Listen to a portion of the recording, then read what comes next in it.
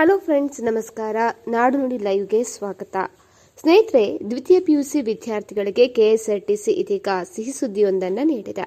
ಪರೀಕ್ಷಾ ದಿನಗಳಲ್ಲಿ ಬಸ್ ಪ್ರಯಾಣ ಸಂಪೂರ್ಣ ಉಚಿತವಾಗಿದ್ದು, ಈ ಬಗ್ಗೆ ಮಾಹಿತಿಯನ್ನು ತಿಳಿಯಲು ವಿಡಿಯೋವನ್ನು ಕಂಪ್ಲೀಟ್ ಆಗಿ ನೋಡಿ.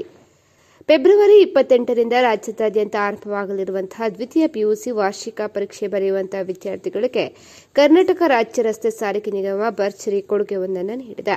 ಪರೀಕ್ಷಾ ಅವಧಿಯಲ್ಲಿ ವಿದ್ಯಾರ್ಥಿಗಳು ತಮ್ಮ ಮನೆಗಳಿಂದ ಪರೀಕ್ಷಾ ಕೇಂದ್ರಗಳಿಗೆ ಉಚಿತವಾಗಿ ಪ್ರಯಾಣಿಸಬಹುದು ಅಂತ ಹೇಳಿ ನಿಗಮ ಘೋಷಣೆ ಮಾಡಿದೆ.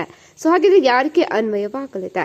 ರಾಜ್ಯಾದ್ಯಂತ ದ್ವಿತೀಯ ಪಿಯುಸಿ ಪರೀಕ್ಷೆಗೆ ಹಾಜರಾಗುವಂತಹ ಸುಮಾರು 5.3 ಲಕ್ಷಕ್ಕೂ ಹೆಚ್ಚು ವಿದ್ಯಾರ್ಥಿಗಳಿಗೆ ಈ ಸೌಲಭ್ಯ ಸಿಗಲಿದೆ. ಫೆಬ್ರವರಿ 28ರಿಂದ ಮಾರ್ಚ್ 17, 2026ರವರೆಗೆ ನಡೆಯುವಂತಹ ಎಲ್ಲಾ ಪರೀಕ್ಷಾ ದಿನಗಳಂದು ಈ ಉಚಿತ ಪ್ರಯಾಣ ಲಭ್ಯವಿರುತ್ತೆ. ವಿದ್ಯಾರ್ಥಿಗಳು ಯಾವುದೇ ಪ್ರತ್ಯೇಕ ಪಾಸ್ ಅನ್ನು ಪಡೆಯುವ ಅಗತ್ಯ ಇರೋದಿಲ್ಲ. ಬಸ್ ನಿರ್ವಾಹಕರಿಗೆ ತಮ್ಮ ಪರೀಕ್ಷಾ ಪ್ರವೇಶ ಪತ್ರ ತೋರಿಸಿದ್ರೆ ಸಾಕಾಗುತ್ತೆ. ಕೆಎಸ್ಆರ್ಟಿಸಿ, ಬಿಎಂಟಿಸಿ, ವಾಯುವ್ಯ ಮತ್ತು ಕಲ್ಯಾಣ ಕರ್ನಾಟಕ ಸಾರಿಗೆ ಬಸ್ಗಳಲ್ಲಿ ಈ ಅವಕಾಶ ಸಿಗಲಿದೆ. ಹಾಗಾಗಿ ಪರೀಕ್ಷೆಗೆ ಹೋಗುವಾಗ ಮತ್ತು ವಾಪಸ್ ಬರುವಾಗ ನಿಮ್ಮ ಮೂಲ ಹಾಲ್ ಟಿಕೆಟ್ ಅನ್ನ ಕಡ್ಡಾಯವಾಗಿ ಜೊತೆಯಲ್ಲಿಟ್ಕೊಂಡ್ರೆ ಸಾಕಾಗುತ್ತೆ.